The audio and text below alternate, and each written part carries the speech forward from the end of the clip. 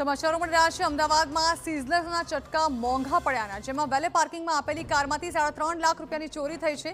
Sola Bhagavat road પર આવેલી tasty સિઝલર્સમાં પરિવાર ગયો હતો। વેલે પાર્કિંગનો ગઠિયો 3.50 લાખ રૂપિયા લઈને ભાગી ગયો છે। સમગ્ર ઘટના સીસીટીવીમાં કેદ થઈ ચૂકી છે। પરિવાર જ્યારે જમવા માટે ગયો અને જ્યારે પરત ફર્યો ત્યાં સુધીમાં તેમની ગાડીમાંથી પૈસા ગાયબ થઈ ગયા હતા। ટેસ્ટી સિઝલર્સમાં જ્યારે પરિવાર જમવા ગયો તે સમયે ગાડીમાં 3,50,000 રૂપિયા રોકડા પડ્યા હતા અને આ તક જોઈને ગઠિયો જે છે તે અહીંથી પૈસા લઈને ફરાર થઈ ગયો હોવાનું સામે આવ્યું છે।